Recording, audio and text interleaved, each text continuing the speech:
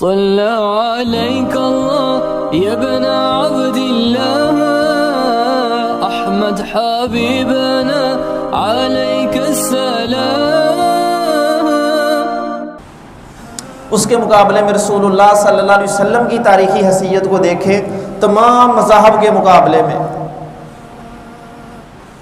حضور اکرم صلی اللہ علیہ وسلم کی پیدائش سے لے کر وفات تک کا کون سا ایسا سال یا لمحہ ہے یا زندگی کا کون سا ایسا پہلو ہے کہ جس کے بارے میں مسلمانوں کے پاس ذخیرہ حدیث یا ذخیرہ سنت موجود نہیں ہے۔ کوئی انسان نام لے کہ زندگی کا فلاں موضوع ہے اور اللہ کے نبی نے اس بارے میں کوئی ہدایت نہیں دی، ایسا ممکن ہی نہیں ہے۔ اور آپ کی تاریخی حیثیت کو جانچیں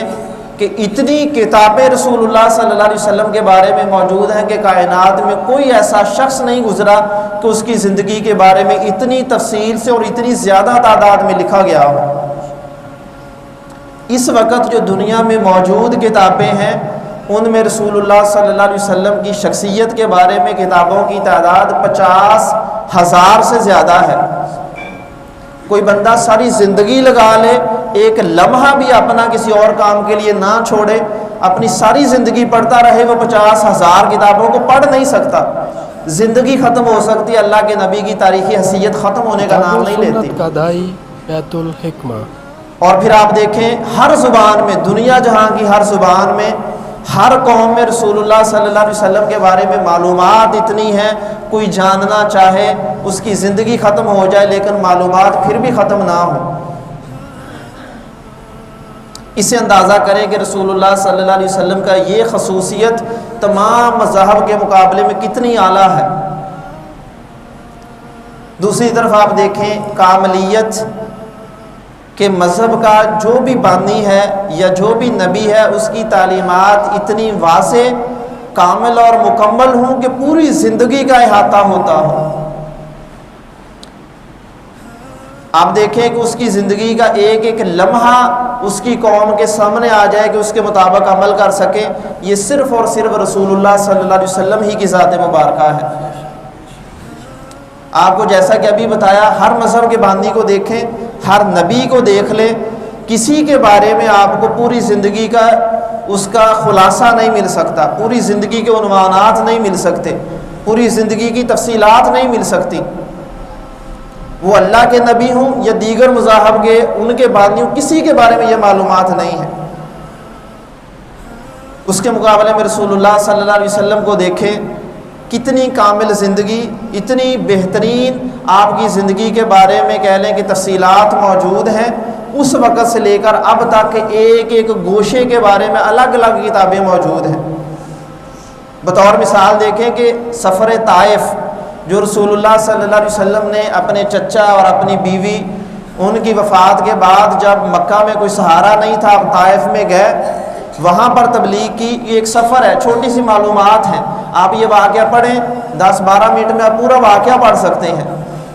لیکن آپ اس کی جب تفصیلات کو دیکھیں اتنی عظیم تفصیلات ہیں کہ اسی سال اب جو سیرت کا مقابلہ ہوتا ہے، کتابیں لکھی جاتی ہیں، انعامات اوقاف، محکمہ اوقاف کی طرف سے ملتے ہیں۔ جب سب سے پہلے نمبر پر اس سال کی جو کتاب آئی ہے، ابھی 18 تاریخ کو انعامات ملے، اس کتاب کا نام تھا حضور اکرم صلی اللہ علیہ وسلم کا سفر طائف، اور اس ایک کتاب میں حضور اکرم صلی اللہ علیہ وسلم کے صرف ایک سفر کے بارے میں 240 صفحات کی یہ ایک کتاب ہے، صرف ایک سفر۔ اور اس کے مقابلے میں دیکھیں یہ تو ایک دن کا واقعہ ہے، اور کہاں ہزاروں دنوں کے اللہ کے نبی کی تفصیلات زندگی کی ہیں، اور ہر دن کے بارے میں الگ سے کتابیں ہیں۔ حتیٰ کہ رسول اللہ صلی اللہ علیہ وسلم کے ایک دن کے معمولات کیا تھے،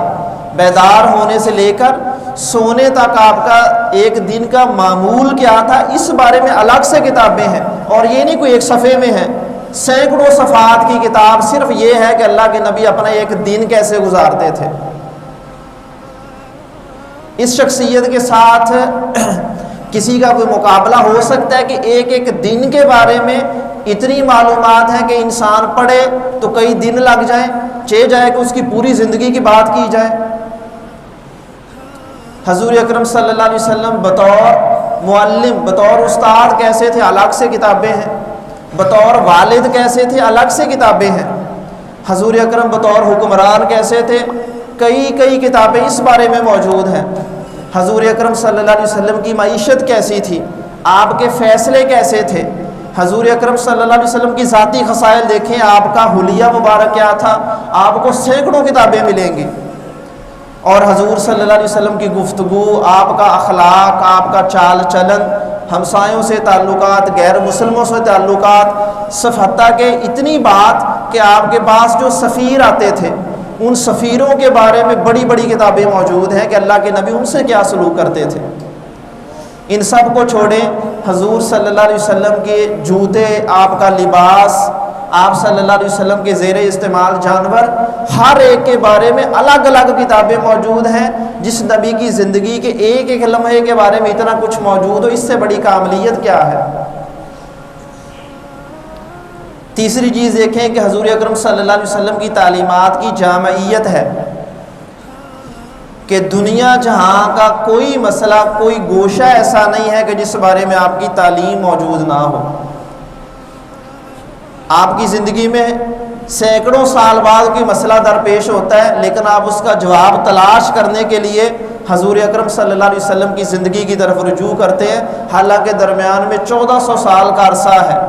یہ کیسے ممکن ہوا کہ آپ اس نبی کی زندگی کو جانیں کہ اس نبی کی ذات، اس کے اعمال، اس کی خصوصیات، ہر چیز کو مسلمانوں نے ایسے محفوظ رکھا کہ ہم آج بیٹھے ایسے دیکھ سکتے ہیں کہ حضور اکرم صلی اللہ علیہ وسلم ہمارے سامنے عمل کر رہے ہیں۔ اگر کسی بندے نے یہ دیکھنا ہو کہ حضور اکرم صلی اللہ علیہ وسلم بطور خامد کیسے تھے، آپ کی زندگی کے بارے میں سینکڑوں روایات موجود ہیں۔